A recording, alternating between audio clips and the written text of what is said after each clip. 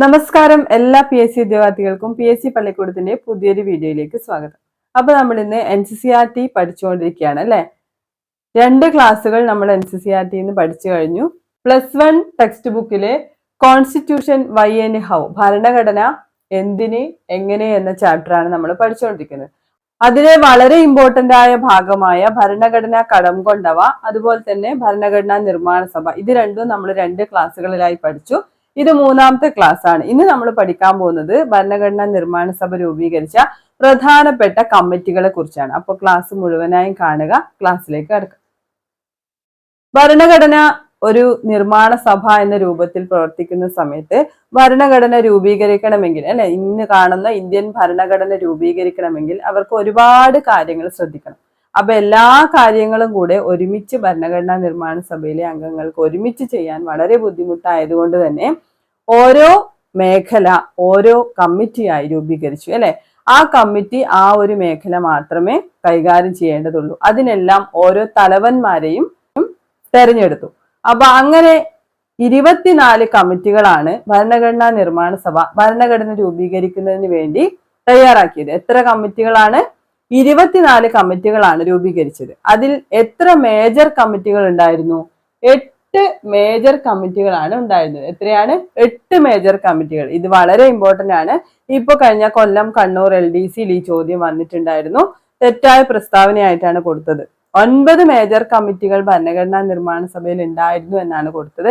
ആ പ്രസ്താവന തെറ്റാണ് അല്ലെ. 9 അല്ല, എത്രയാണ്?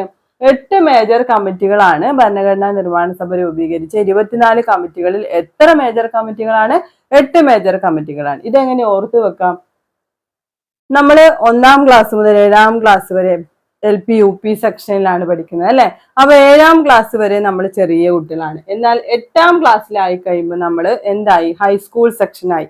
അപ്പൊ നമ്മൾ കുറച്ച് മെച്യൂരിറ്റി കാണിക്കും, മേജറായി അല്ലെ. 8ാം ക്ലാസ്സിൽ എത്തുമ്പോൾ നമുക്ക് സ്വയം മേജർ ആയി എന്ന ഒരു തോന്നലുണ്ടാവും. ഹൈസ്കൂളിലാണ്, അപ്പൊ കുറച്ചുകൂടെ പഠിപ്പിലൊക്കെ ശ്രദ്ധിക്കണം. ആ ഒരു കാര്യം ഒന്ന് ഓർത്തു വെച്ചാൽ മതി. 8ാം ക്ലാസ്സിലാവുമ്പോഴേക്കും നമ്മളൊന്ന് മേജർ ആയി എന്ന് ഓർത്തു വെച്ചാൽ മതി. അപ്പൊ അത് മാറിപ്പോവില്ല. 8 മേജർ കമ്മിറ്റികളാണ് ഉണ്ടായിരുന്നത്. എക്സാം ഹാളിൽ വെച്ച് എല്ലാവർക്കും കൺഫ്യൂഷൻ ആയിരുന്നു ആ ക്വസ്റ്റ്യൻ. അപ്പൊ എത്ര കമ്മിറ്റികളാണ്? 8 മേജർ കമ്മിറ്റികളാണ്, ബാക്കി മൈനർ കമ്മിറ്റികളാണ്. അപ്പൊ ഇതിൽ ഏറ്റവും പ്രധാനപ്പെട്ട കമ്മിറ്റിയാണ് ഡ്രാഫ്റ്റിംഗ് കമ്മിറ്റി. ഏതാണ്? ഡ്രാഫ്റ്റിംഗ് കമ്മിറ്റി അല്ലെ. ഭരണഘടനയുടെ കരട് രൂപം, അതായത് ഡ്രാഫ്റ്റ് എന്ന് വെച്ചാൽ കരടാണ്. അപ്പൊ ഭരണഘടനയുടെ കരട് രൂപം തയ്യാറാക്കുന്നതിന് വേണ്ടി രൂപീകരിച്ച കമ്മിറ്റിയാണ് ഡ്രാഫ്റ്റിംഗ് കമ്മിറ്റി. വളരെ ഇമ്പോർട്ടന്റ് ആയ കമ്മിറ്റിയാണ് ഡ്രാഫ്റ്റിംഗ് കമ്മിറ്റി. അപ്പൊ ഈ ഡ്രാഫ്റ്റിംഗ് കമ്മിറ്റി തലവൻ ആരാണ്? ഡ്രാഫ്റ്റിംഗ് കമ്മിറ്റിയുടെ ചെയർമാൻ ആണ് ഡോക്ടർ BR അംബേദ്കർ. ആരാണ്? ഡോക്ടർ BR അംബേദ്കർ ആണ് ഡ്രാഫ്റ്റിംഗ് കമ്മിറ്റി ചെയർമാൻ. ഈ ഡ്രാഫ്റ്റിംഗ് കമ്മിറ്റി രൂപീകരിച്ച വർഷം എത്രയാണ്? 1947 ഓഗസ്റ്റ് 29-നാണ് ഡ്രാഫ്റ്റിംഗ് കമ്മിറ്റി രൂപീകരിച്ചത്. 1947 ഓഗസ്റ്റ് 29-നാണ് ഡ്രാഫ്റ്റിംഗ് കമ്മിറ്റി രൂപീകരിച്ചത്. വർഷം ഓർത്തു വെക്കുക. ഈ ഡ്രാഫ്റ്റിംഗ് കമ്മിറ്റി ആദ്യ കരട് സമർപ്പിച്ചത്, ഭരണഘടനയുടെ കരട് രൂപീകരിക്കുന്നതിന് വേണ്ടിയിട്ടാണ് എന്ത് നിർമ്മിച്ചത്? ഡ്രാഫ്റ്റിംഗ് കമ്മിറ്റി രൂപീകരിച്ചത്. അപ്പൊ അവർ ആദ്യമായി കരട് സമർപ്പിച്ചത് 1948 ഫെബ്രുവരി 21-നാണ്. എപ്പോഴാണ്? 1948 ഫെബ്രുവരി 21-നാണ്. അതായത് 47-ലാണ് ഡ്രാഫ്റ്റിംഗ് കമ്മിറ്റി രൂപീകരിച്ചത്. ഒരു വർഷം കഴിഞ്ഞ് അല്ലെ. 1948 ഫെബ്രുവരി 21-നാണ് ആദ്യ കരട് സമർപ്പിച്ചത്.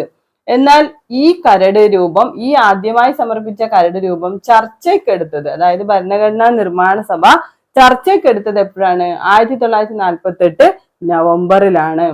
ഫെബ്രുവരി 21-ന് ആദ്യ കരട് സമർപ്പിച്ചു. എന്നാൽ 1948 നവംബറിലാണ് ഈ കരട് ഭരണഘടനാ നിർമ്മാണ സഭ ചർച്ചയ്ക്കെടുത്തത് എന്നുകൂടി ഓർത്തു വെക്കുക. ഭരണഘടനാ നിർമ്മാണ സഭ രൂപീകരിച്ച പ്രധാനപ്പെട്ട കമ്മിറ്റികൾ എത്രയാണ്? 24 എണ്ണമാണ്. അതിൽ ഏറ്റവും പ്രധാനപ്പെട്ട മേജർ കമ്മിറ്റികൾ 8 എണ്ണമാണ് എന്ന് ഓർത്തു വെക്കുക. അതിൽ ഏറ്റവും പ്രധാനപ്പെട്ട കമ്മിറ്റിയാണ് ഡ്രാഫ്റ്റിംഗ് കമ്മിറ്റി. അപ്പൊ ഡ്രാഫ്റ്റിംഗ് കമ്മിറ്റി എന്തിനാണ് രൂപീകരിച്ചത്? ഭരണഘടനയുടെ കരട് രൂപം തയ്യാറാക്കുന്നതിന് വേണ്ടി. അപ്പൊ അതിന്റെ ചെയർമാനാണ് ഡോക്ടർ BR അംബേദ്കർ. 1947 ഓഗസ്റ്റ് 29-നാണ് ഡ്രാഫ്റ്റിംഗ് കമ്മിറ്റി രൂപീകരിച്ചത്. ഡ്രാഫ്റ്റിംഗ് കമ്മിറ്റി ആദ്യ കരട് സമർപ്പിച്ചത് എപ്പോഴാണ്? 1948 ഫെബ്രുവരി 21-ന്. അതിനുശേഷം ആ കരട് ഭരണഘടനാ നിർമ്മാണ സഭ ചർച്ചയ്ക്കെടുത്തത് 1948 നവംബറിലാണ്. ഇത്രയും കാര്യങ്ങൾ മനസ്സിലായല്ലോ. അടുത്തത് ഇന്ത്യൻ ഭരണഘടനാ നിർമ്മാണ സഭ അംഗീകരിച്ചത് എപ്പോഴാണ്? ഈ കരടൊക്കെ സമർപ്പിച്ചതിന് ശേഷം ഇന്ത്യൻ ഭരണഘടനയെ ഭരണഘടനാ നിർമ്മാണ സഭ അംഗീകരിച്ച വർഷം. ഇത് വളരെ വളരെ ഇമ്പോർട്ടന്റ് ആണ്, നിരന്തരം PSC ചോദിക്കാറുണ്ട്. അപ്പോ അഡോപ്റ്റ് ചെയ്ത വർഷം അല്ലെ, ഭരണഘടനാ നിർമ്മാണ സഭയാണ് ഇന്ത്യൻ ഭരണഘടനയെ അംഗീകരിച്ചത്. ആ വർഷം 1949 നവംബർ 26 മാറിപ്പോരുത്. 1949 നവംബർ 26 ഇന്ത്യൻ ഭരണഘടന അംഗീകരിക്കപ്പെട്ടത്. എന്നാൽ ഔദ്യോഗികമായി ഇന്ത്യൻ ഭരണഘടന നിലവിൽ വന്ന വർഷം എപ്പോഴാണ്? 1950 ജനുവരി 26. അതായത് നമുക്ക് റിപ്പബ്ലിക് ഡേ അല്ലെ, നമുക്ക് ഇന്ത്യ റിപ്പബ്ലിക് ആയ ദിവസം, ആ ദിവസമാണ് ഔദ്യോഗികമായി ഭരണഘടന നിലവിൽ വന്നത് എന്ന് ഓർത്തു വെച്ചാൽ മതി. ഇന്ത്യൻ ഭരണഘടന ഔദ്യോഗികമായി നിലവിൽ വന്നത് എപ്പോഴാണ്? 1950 ജനുവരി 26. മാറിപ്പോവരുത്. അംഗീകരിക്കപ്പെട്ട വർഷം ചോദിച്ചാൽ 1949 നവംബർ 26. ഈ ഡേറ്റിന് ഒരു പ്രത്യേകത കൂടിയുണ്ട്. നമ്മുടെ ഇന്ത്യൻ ഭരണഘടനയുടെ ആമുഖത്തിൽ പരാമർശിച്ചിരിക്കുന്ന ഒരേ ഒരു തീയതിയാണ് ഇത്, 1949 നവംബർ 26 എന്ന ഡേറ്റ്. അപ്പൊ അതുകൂടെ PSC ചോദിക്കാറുണ്ട്, ഒന്ന് നോട്ട് ചെയ്ത് വെക്കുക. അപ്പോ ഈ ഭരണഘടനാ നിർമ്മാണ സഭ എത്ര വർഷം നീണ്ടു നിന്നു എന്ന് ചോദിച്ചാൽ 2 വർഷവും 11 മാസവും 17 ദിവസവുമാണ് ഭരണഘടനാ നിർമ്മാണ സഭ നീണ്ടു നിന്നത്. അതായത് ഭരണഘടന, നമുക്ക് ഇന്ന് കാണുന്ന ഭരണഘടന തയ്യാറാക്കാൻ എടുത്ത സമയം ചോദിച്ചാൽ അതും എത്രയാണ്? 2 വർഷവും 11 മാസവും 17 ദിവസവുമാണ്. അപ്പൊ അത്രയും കാലയളവിൽ എന്ത് നീണ്ടു നിന്നു? ഭരണഘടന നിർമ്മാണ സഭ നീണ്ടു നിന്നു എന്ന് ഓർത്തു വെക്കുക. അപ്പൊ ഈ വർഷങ്ങളിലായി ഈ 2 വർഷവും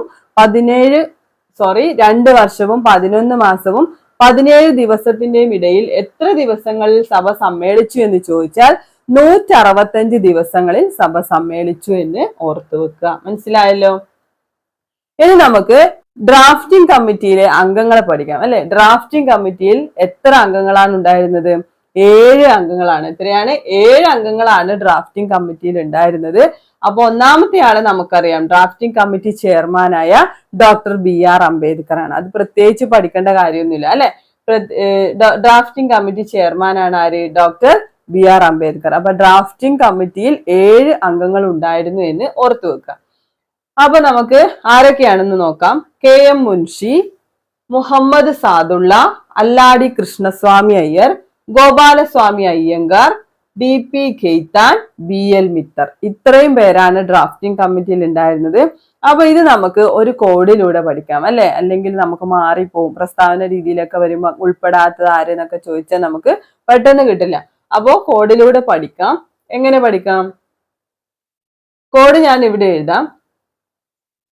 സ്വാദുള്ള ലഡുവും മിച്ചറും, സ്വാദുള്ള ലഡുവും മിച്ചറും മുൻഷി ഗോപാലന്റെ കയ്യിൽ കൊടുത്തു. ഗോപാലന്റെ കയ്യിൽ കൊടുത്തു. സ്വാദുള്ള ലഡുവും മിച്ചറും മുൻഷി ഗോപാലന്റെ കയ്യിൽ കൊടുത്തു എന്ന് ഓർത്തു വെച്ചാൽ മതി. വളരെ എളുപ്പത്തിൽ പഠിക്കാൻ പറ്റിയ കോഡാണ്. സ്വാദുള്ള ലഡുവും മിച്ചറും മുൻഷി ഗോപാലന്റെ കയ്യിൽ കൊടുത്തു. ഈ സ്വാദുള്ള എന്നതിൽ നമുക്ക് ആരെ പഠിക്കാം? മുഹമ്മദ് സാദുള്ളയെ കിട്ടി അല്ലെ. മുഹമ്മദ് സാദുള്ള. ലഡു, ലഡു എന്ന് എന്ത് പഠിക്കാം? അല്ലാടി കൃഷ്ണസ്വാമി അയ്യർ പഠിക്കാം. അല്ലാടി ലഡു അല്ലെ, അല്ലാടി എന്ന് കണക്ട് ചെയ്യാം. പിന്നെ മിച്ചർ BL മിത്തർ അല്ലെ. മിച്ചർ എന്നുള്ളത് BL മിത്തർ. മുൻഷി KM മുൻഷി. ഗോപാലന്റെ കയ്യിൽ എന്താ? ഗോപാലൻ ഏതാണ്? ഗോപാലൻ ഗോപാലസ്വാമി അയ്യങ്കാർ. ഗോപാലന്റെ കയ്യിൽ കൊടുത്തു. ആ കയ്യിൽ കൊടുത്തു എന്നുള്ളത് ഖെയ്ത്താൻ എന്ന് ഓർമ്മിക്കുക. കയ്യിൽ, ഖെയ്ത്താൻ, കയ്യിൽ എന്നൊക്കെ നമ്മൾ പറയൂലേ.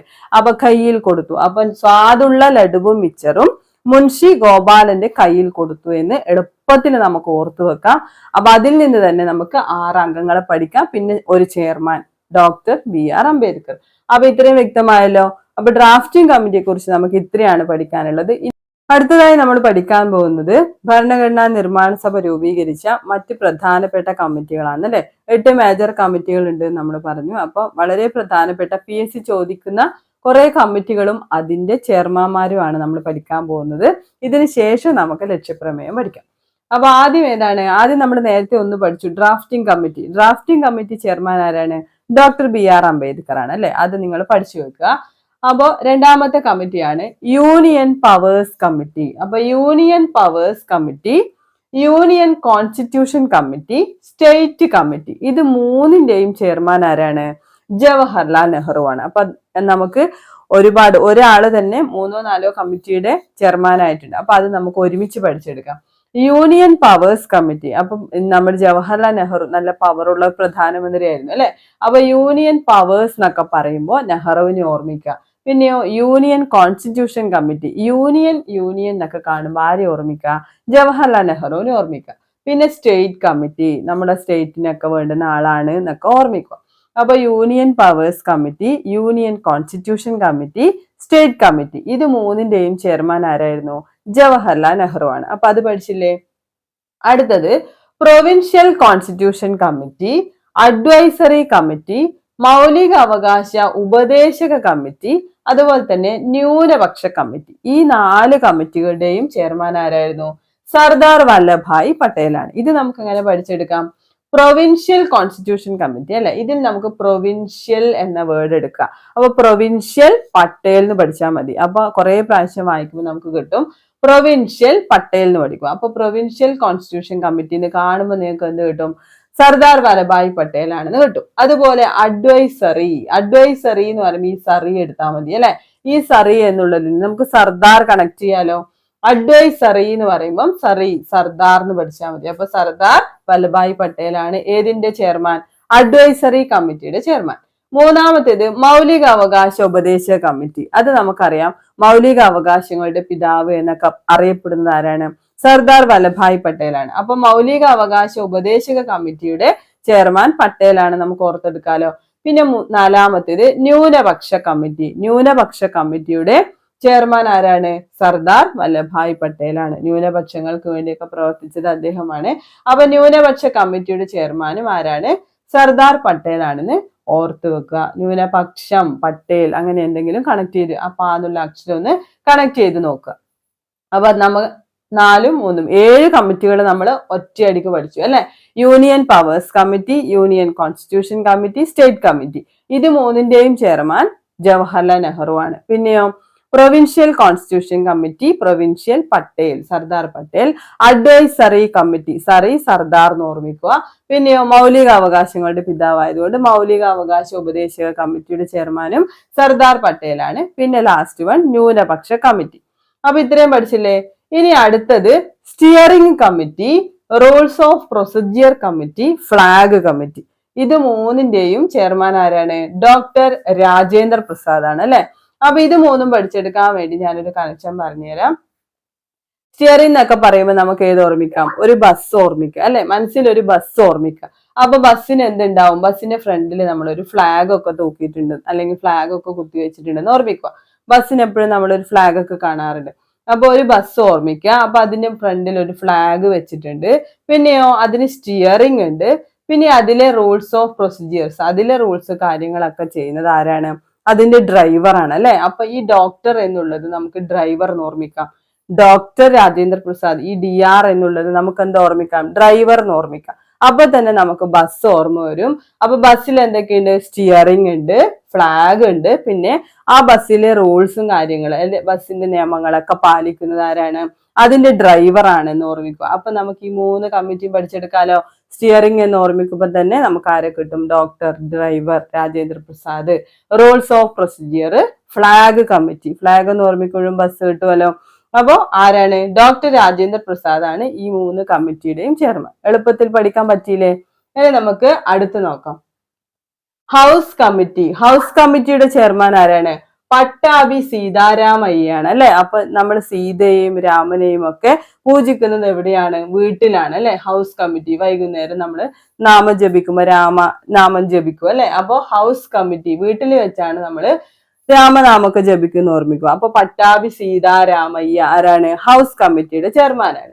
പിന്നെ ഓർഡർ ഓഫ് ബിസിനസ് കമ്മിറ്റിയുടെ ചെയർമാനാണ് KM മുൻഷി. അതെങ്ങനെ നമുക്ക് ഓർമ്മിക്കാം?